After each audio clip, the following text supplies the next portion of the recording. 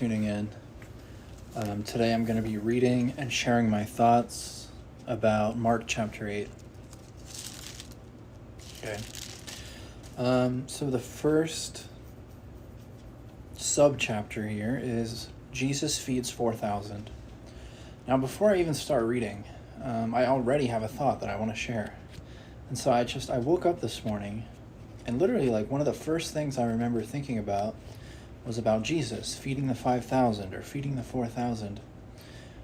And I just heard or thought, why am I so focused on bread? Why am I so focused on having the magic power to conjure items? I feel like I'm overly analyzing, but the teaching and the principle is that give thanks for what you already have and share it with other people, and you will always have enough to help as many people as need helped. And that's what the kingdom of heaven is like. And I feel like I somehow have been sort of missing that. And I'm just so focused on, okay, but how is this secretly the framework to recreate the magical powers of Merlin? Yeah. I mean, I guess I was just excited for the Bible to be more literally true. Not that it's not, but for me, I guess. I guess I'm starting to think recently that these miracles were literally true for Jesus, that he could literally summon 5,000 loaves of bread. That one time for him to get things started. And then after that, the rest of us, or maybe myself, I'm only meant to understand the symbolic meaning of that. No, I mean, I do feel like it is literally true and I have that potential. Even still, I'm just not there yet. And that was another thing I thought of this morning too, about how you can actually help other people come to the truth or your truth about the good news about Jesus and the gospel. So I was thinking about it in the parable of going through your public school grades.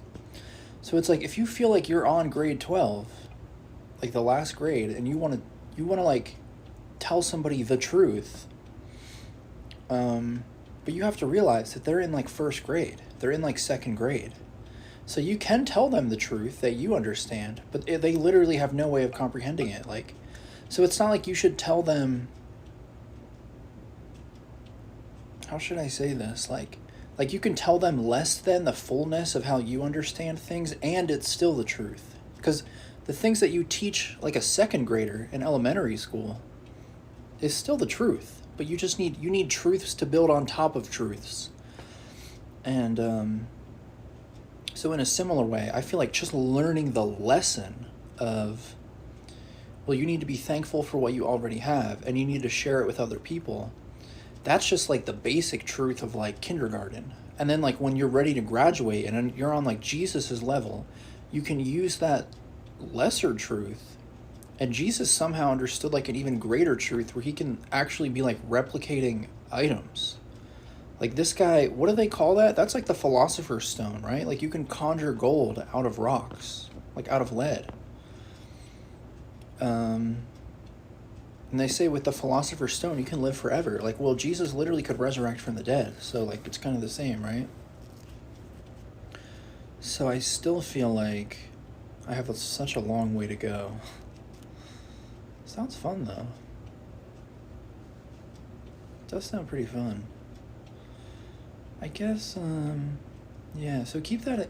It's something I want to keep in mind when I'm trying, because I've recently been asking myself, how do I actually do that? How do I actually spread the gospel message? How do I actually grow the kingdom of God? What am I actually supposed to do? I feel when I tell people the truth, they don't understand it,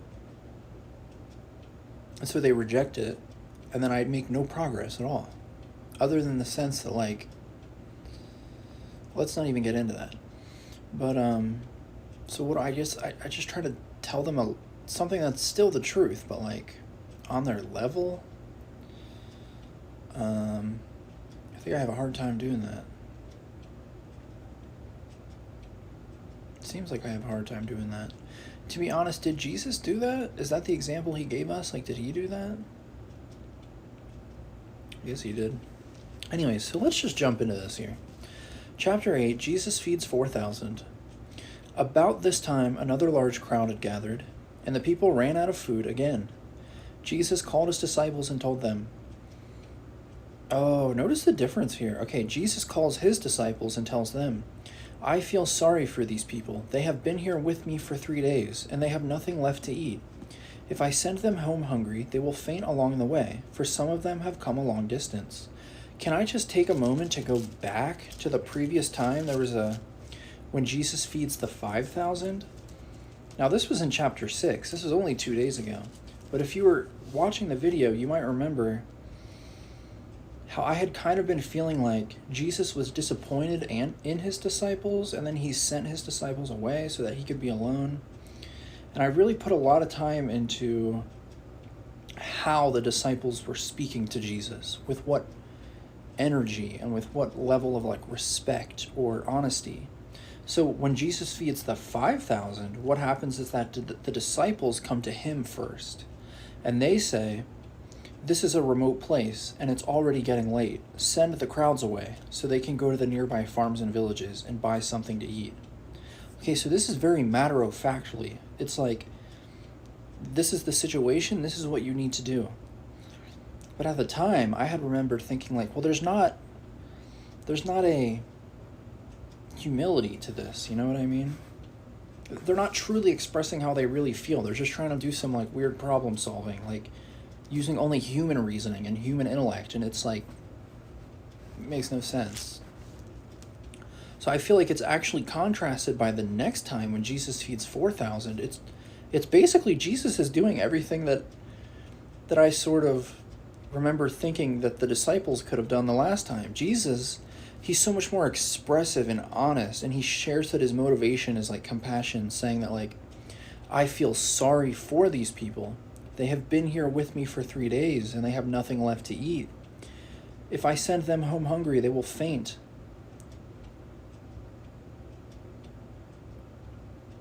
Okay, so verse 4, his disciples replied, how are we supposed to find enough food to feed them out here in the wilderness? Jesus asked, how much bread do you have? 7 loaves, they replied. So Jesus told all the people to sit down on the ground. Then he took the 7 loaves, thanked God for them, and broke them into pieces. He gave them to his disciples, who distributed the bread to the crowd. A few small fish were found, too, so Jesus also blessed these and told the disciples to distribute them. They ate as much as they wanted. Afterward, the disciples picked up 7 large baskets of leftover food. There were about 4,000 men in the crowd that day, and Jesus sent them home after they had eaten. Immediately after this, he got into a boat with his disciples and crossed over to the region of Dalmanutha. So there you have it. Now I feel drawn to think about this more in a archetypical spiritual way. And what do I mean? I just mean that it's not specifically about a crowd of people who are specifically hungry for like physical food, right? But this could be a flock of pagans who are hungry for the Holy Spirit so that they can like be with God, right? And I feel like these people are all around me. They're all around us. Even people who are like wearing the costume of being a Christian, I feel like they haven't truly like drank from, Jesus says like in the book of John, like anybody who believes in me, anybody who drinks the water that I have to give them will never be thirsty again. But I just feel like, but they are thirsty. They're still thirsty. So even me, right? I'm still thirsty a lot of the time. Like I'm crying out for Jesus. I'm crying out, Abba, Abba, Abba. How much bread do you have? So yeah, I mean, I kind of feel like I preemptively already got into this before I started reading the text.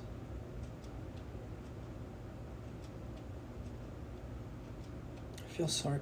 I guess that's, see, Jesus starts all this by saying, I feel sorry for these people. I just don't. I honestly don't. And I think that's a problem for me. I feel like I've gotten into this place recently where I feel comfortable confessing how I really feel, the truth about how I really feel. But my confession is only partial. A true confession that's like restorative also includes almost like sorrow and regret and remorse. And I wouldn't say that mine is overly proud. Well, maybe I should. Maybe it is. It's more like, I mean, I'm just proud to be, like, I just don't. I just feel like there's just evil. I feel sorry for these people. Not really. I mean, yes, in a sense, I feel like, okay, they've been deceived by Satan and they've been tricked into believing that doing evil is actually good. But also I feel like, but you weren't. You weren't tricked. That's just like you're an excuse. That's just your excuse to justify you actually just prefer evil. And then you're claiming that you were tricked or that someone lied to you. That's not true. You know it's not good to tell lies or to steal things or to be proud or arrogant or to look at pornography or gamble or be addicted to food or drugs. But you do it anyways because you think it's good and worth it. And it's like, because you're evil. Like, and I even used to be even more charitable, and I used to think like, well, everybody's innately good and they're simply carrying evil attachments who are parasitically, enticing them to do evil. But I just feel like, okay, but if you believed in God and you were protected by the Holy Spirit, you would literally be immune to that. The only people that are even vulnerable to falling for that are the people who are just like evil. I feel sorry for these people. They have been here with me for 3 days. You know what? Maybe that's what it is.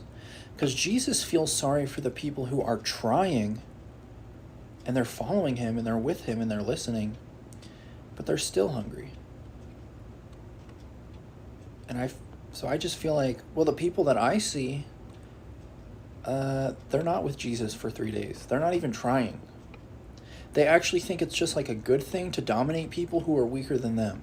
And they have no comprehension that like, well, if you think that, then there's someone whom you are weaker than who's going to dominate you. They never think about that part. They just think like, yes, now it's my chance to dominate someone. Let's go. I think for that reason, right? I mean, that is the message of the Bible. It's that like God is always just and there's always justice and evil people are punished. And if they repent, then mercy is even more powerful than justice and they will have mercy. So I guess maybe I'm just talking myself in a circle here, but like, I feel sorry for these people.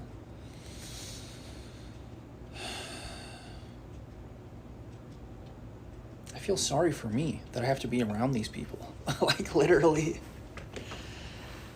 I don't want to call any specific people out, but I do believe that there's people who can see across time and space in a spiritual sense, and they would know exactly who I have in mind.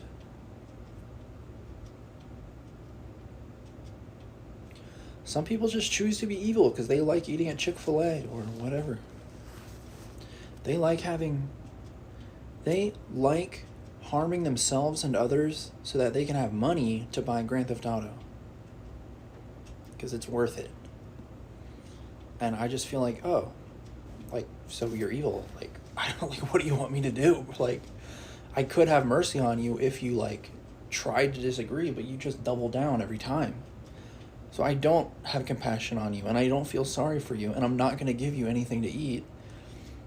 And then I kind of feel like, oh, well, I can't do this. I'm a loser. I can't give anyone anything to eat. I guess I don't believe in Jesus hard enough. And it's kind of like, well, you're just not in the right situation yet, right? You could definitely feed people who deserve to be fed, right? Like, these people actually, like, they made sacrifices so that they could listen to what Jesus had to tell them. You know what I think happens a lot? Let's move on. All right, hey, I've said it. All right, so starting here at verse 11, the Pharisees demand a miraculous sign. When the Pharisees heard that Jesus had arrived, they came and started to argue with him, testing him. They demanded that he show them a miraculous sign from heaven to prove his authority. Wow. Yep. Do y'all remember when I've said before that, like, I feel like every time I start asking about something or talking about something, a lot of the times I feel like the very next verse that I read is like a direct response to what I was just thinking about. So isn't that true? Like, let me read it again, right? When the Pharisees heard that Jesus had arrived, they came and started to argue with him, testing him. They demanded that he show them a miraculous sign from heaven to prove his authority. It's like kind of like what I was just saying. Thinking to myself, like, well, why can't I feed any people, right? But they're not people that are like coming to listen or whatever, right? They're Pharisees who are coming to argue. And notice that, like, for them, he doesn't do a miraculous. For these Pharisees, he will not do a miraculous sign. But for the people who were sacrificing and they were staying with him in the wilderness for 3 days, he did perform a miracle for them. I think it's that compassion. I feel like in order to perform a miracle, the doctor or the priest or whoever's doing the miracle, they have to actually feel compassion and sorrow and pity for it to really work. Like, you can't just go to a doctor in a hospital and like pay him money and his like healing is going to work. You know what I mean? Not in the same way that, like, yeah, for sure. Yeah. That's just true. That is just a fact. All right. Okay, verse 12. When Jesus heard this, he sighed deeply in his spirit and said, "Why do these people keep demanding a miraculous sign? I tell you the truth, I will not give this generation any such sign." So he got back into the boat and left them, and he crossed to the other side of the lake. I personally feel like the usage of the word here, this generation, for me, I hear like another layer there. Because I think typically you think of this generation, you think of like millennials, right? You think of like Gen Z, boomers. You think of a generation of people born between like this year and this year. I personally feel like it's almost being used somewhat differently here. Like, he's almost saying this generation, but he's referring to the Pharisees. So what does he even mean by that? Like, and we know that like the word generation, it has like that other meaning, something that is generated or created or built or formed. It's been generated, right? So I almost feel like he's using generation to refer to this like group of, you know, people who have all similar traits and qualities, and these are the Pharisees. And not just the people who officially have the rank of Pharisee, but also other people who live according to those same principles and energies, you know, people who believe in whitewashed tombs, and they believe in, you know, just like virtue signaling, but they're not actually innerly virtuous. So so I would say even people who do that nowadays, right? And that is a popular phrase, an idea that like, oh, that's just somebody who's virtue signaling. That is literally like a Pharisee, like, or that is the energy of Pharisees. That is the same generation as the Pharisees, even though it's been 2,000 years and there's been all these different generations. But I feel like that's the same generation. Like, if you were part of the generation of the Pharisees and you believe in virtue signaling, but you're actually on the inside, you're like selfish and greedy, you're still part of the same generation as the Pharisees. You're still part of the generation that killed Jesus. You're still part of the generation that's actually like the synagogue of Satan. And Jesus says, I will not give this generation any such sign. So that is just my thoughts on that, to be honest. So let's move on. Verse 14. This is called Yeast of the Pharisees and Herod. Herod. Yeast of the Pharisees and Herod.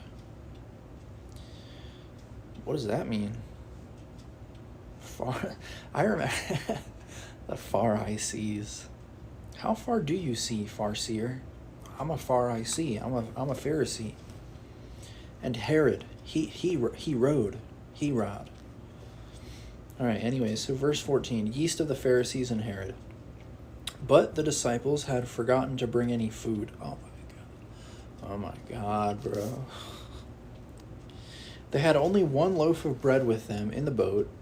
And as they were crossing the lake, Jesus warned them, "Watch out. Beware of the yeast of the Pharisees and of Herod." At this, they began to argue with each other because they hadn't brought any bread. Jesus knew what they were saying, so he said, "Why are you arguing about having no bread? Don't you know or understand even yet? Are your hearts too hard to take it in? You have eyes, can't you see? You have ears, can't you hear? Don't you remember anything at all?"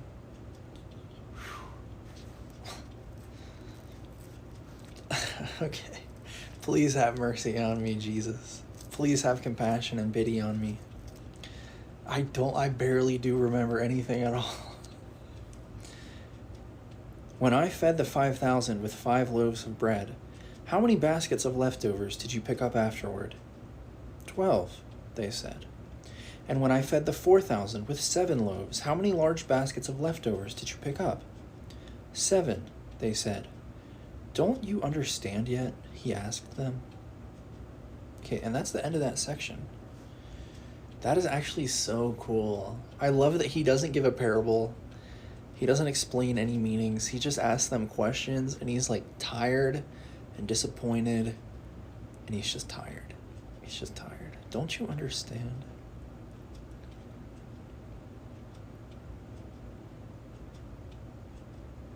You have ears. You have eyes. Can't you see? That was me. I was literally that person. And I'm sure to a certain point I still am, but like, the person that I am now, I can look back retroactively on the person that I was then, and I feel like I at least have more eyes and ears now than I did then. Like, why are you arguing about having no bread? So what could that mean? No money. No, like, it's not just bread, right? Why are you arguing about having no money? Why are you arguing about having no car? Why are you arguing about having no... I wonder if you could even put friends in there. Why are you arguing about having no friends? Maybe not friends, just like things mostly. Why are you arguing about having no... That's pretty much everything I can think of. Don't you know or understand even yet? Are your hearts too hard to take it in? I think I'm going to start praying for that. Just pray for my heart to be softened, or pray to have a soft heart. You know, when I was a little kid, my grandma used to say that I was soft-hearted.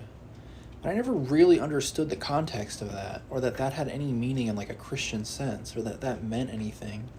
I just thought like, oh, she's saying I'm like a nice little boy and she's my grandma. So like, they all say that, right? Like, all the grandmas say that to all their grandchildren. Like, I do kind of think like, yeah, watch out. Beware of the yeast of the Pharisees and of Herod. I feel like this is literally an inversion of the first miracle in this chapter, where it was feeding the 4,000, right? Because it was like Jesus felt sorry for the people who didn't have enough, so he shared what he had with them. And then in this one, it's like, again, they don't have enough. I just feel like, so what is the difference? Like, where did they go wrong?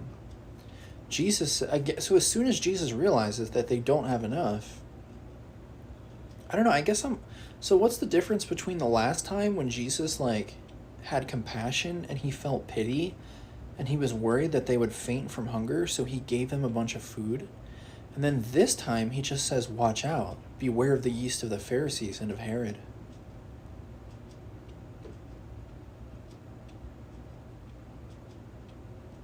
I think I see it. I guess maybe he like already knew that they were about to start arguing with one another, instead of like, I actually feel like he's kind of disappointed in them. I feel like he keeps providing this teaching and this example for them, expecting them to replicate and follow it, and they just like aren't doing it. Because like if they literally just a few days ago had seen Jesus feed 4,000 people by just like giving thanks for what he had and then sharing it with them, and he just miraculously had enough, they don't even try to do that, right? Because it does say in verse 14, but the disciples had forgotten to bring any food. They had only one loaf of bread with them. So why didn't they just try it like what Jesus did? Take your one loaf of bread, give thanks to God for it, start breaking it into pieces, and start sharing it with the 12 of you, and just see what happens, right? Because Jesus literally just showed you that this can be done. Just see what happens. I would have at least, I don't think I would have at least tried it, but sitting here reading the book about it, I'm thinking like it would have been cool if they had at least tried it, but they don't try it. And actually they just start arguing. They begin to argue with each other because they hadn't brought any bread. Jesus says, why are you arguing about having no bread? Don't you know or understand even yet? Are your hearts too hard to take it in? You have eyes, can't you see? You have ears, can't you hear? Don't you remember anything at all? I feel like that part's really relevant. Like, don't you remember what I literally just did a couple days ago? Why don't you try to do it? Like, don't you have faith? Do you think I did that just because I'm like the chosen one? Do you think that you can't do that? I think that they do. I think that is kind of the case. I think that's the case even today. People think like, I just condemned myself, but that's a good thing, right? If you're wrong and then you're condemned for being wrong, that's a good thing. So like, and I'm just referring to a debate that I seem to be repeatedly having with my brother about, it just seems like he and I have disagreements about Christianity. Not like Christianity, more like the theology, the teachings. I feel like interpreting this part of the text in this way, basically I just lost that argument with my brother, and my brother just won. That's good if it's true, right? And I think to sum up that argument that I'm alluding to, it's basically the idea that like Jesus was the chosen one, compared to like Jesus was the first one chosen to be an example for the rest of us. And basically there's like this, actually a major disagreement though, that are we practicing the religion like of Jesus, the religion of Jesus, the religion that Jesus practiced, or are we practicing the religion about Jesus, which is actually a totally separate religion that was created by Paul, somebody who never met Jesus, and who just like recreated like what he thought Jesus was about based on like stories that he heard, I guess. And so like modern day Christianity has very little to do with like what Jesus himself was actually referring to. And it's just turned into like a giant cult of people who literally worship the man Jesus as like some kind of magic wizard god. And so we have pretty fundamental disagreements. I guess, what would I say my position in that is? I basically feel like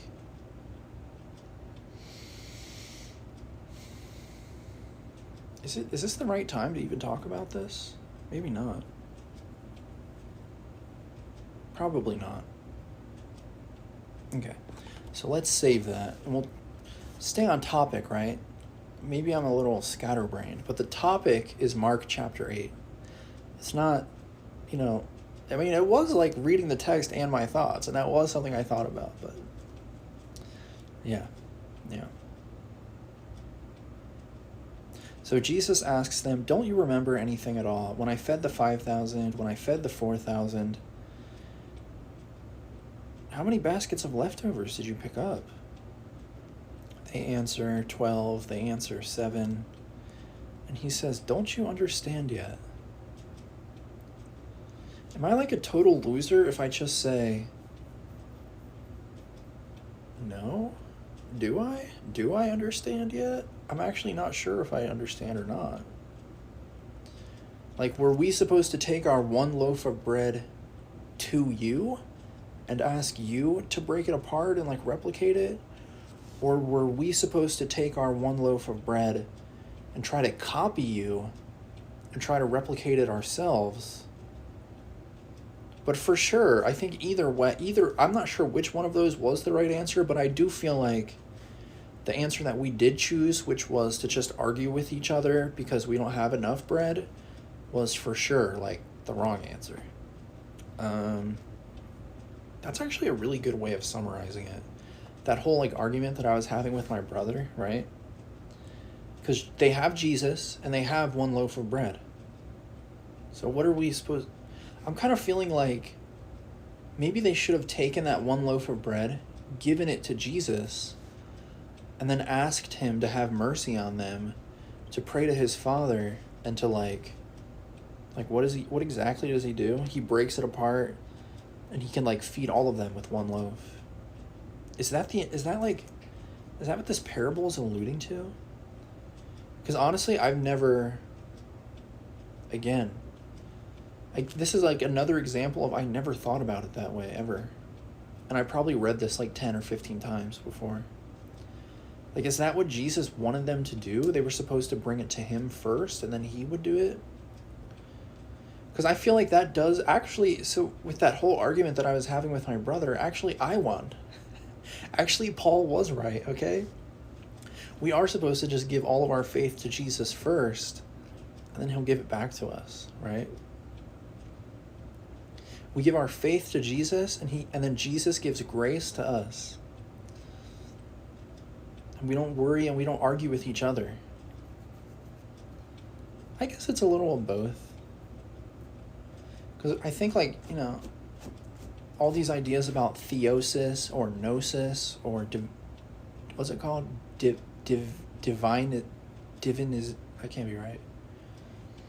Just like transforming into oneness with God or transforming into God. Not being like a child of or a student of Jesus, but being like a brother with and a co-worker with Jesus.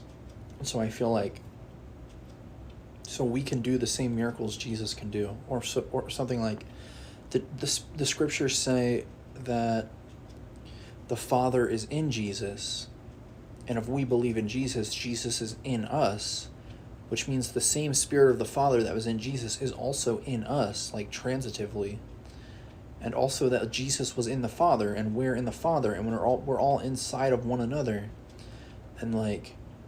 So I'm thinking, like, theoretically, right? Like, I should be able to summon, like, 5,000 loaves of bread, like... And I feel like I'm actually getting to a point where I'm not even asking how anymore. I'm more like saying, like, I just need the opportunity, right? I'm starting to feel like that's just... could happen. But it has to be people I feel sorry for and have pity for. People who... I don't know, want to share with one another or who believe that I can do it. People who make a sacrifice to hear the Spirit of the Father that's in me, right? Not that they want to come hear me, but they want to hear God. They want to learn about God. I feel like I could do it for sure. I don't see why not. I feel like God could do it for sure through me. Anyway, okay, it's time to move on, okay? We're already 34 minutes into this video.